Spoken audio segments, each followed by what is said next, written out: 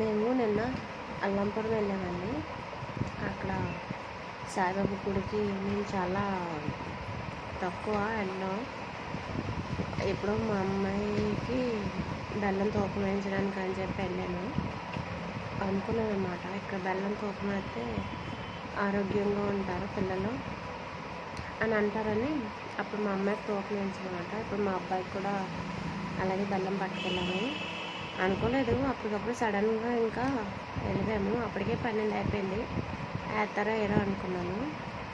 బాగానే వేశారు. కాకపోతే మేము పట్టుకెళ్ళిన బెల్లం మొత్తం తూకం వేసేసారు. ఆయన కూడా వాడు తోగలేదు. ఇదేంటి బాబు, అసలు మొత్తం బెల్లం అంతా తెచ్చేసాం కానీ అదేమో తోగట్లేదు అని అనుకున్నాం. ఒక పక్కన నుంచి నేను, మా ఆయన, మా అమ్మాయి మొత్తం ముగ్గురు కలిపి వేసాం. నా బెల్లం అయిపోయింది. సరే అక్కడ ఉన్నాయి కదా అని చెప్పి ఒక 2 ప్యాకెట్లు తీసుకున్నారన్నమాట. ఆ ప్యాకెట్లు తీసుకొని నేను ఒకటి, మా అమ్మాయి ఒకటి వేసేసరికి అప్పుడు మొత్తం బుడుంగుమని పైకి వచ్చేసాడండి. అప్పటి వరకు అసలు కొంచెం కూడా కదలలేదు. ఏంటో మరి అది. ఆ ప్యాకెట్లు 2 నేను ఒకటి వేసేసరికి, మా అమ్మాయి ఒకటి వేసేసరికి అలా లేచిపోయాడు అమ్మాంతం. ఏంటో మరి, ఎంత బెల్లం వేసినా మేము తెచ్చింది సరిపోలేదు. అక్కడ ప్రసాదం పెట్టిందే అంట అది.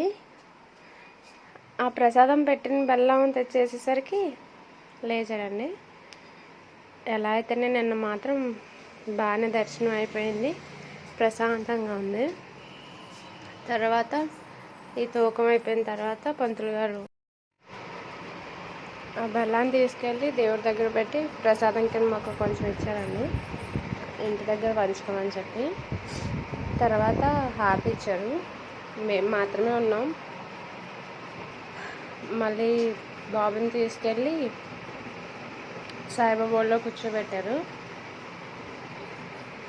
చాలా ప్రశాంతంగా జరిగిపోయింది అన్నమాట నిన్న. అలాగా అనుకోకుండా జరిగినాయే జరిగిపోతాయండి. మనం ముందు నుంచి ఎన్నో ప్లాన్లు వేసుకొని ఇలా చేయాలని అనుకుంటాం, ఏది అవ్వదు. కానీ అనుకోకుండా ఏ ప్లాన్ వేసుకోకుండా వెళ్తేనే అన్నీ సవ్యంగా జరిగిపోతాయని నాకు ఇప్పుడే అర్థమైంది. సబ్స్క్రైబ్ చేసుకోండి, లైక్ కూడా కొట్టండి ప్లీజ్.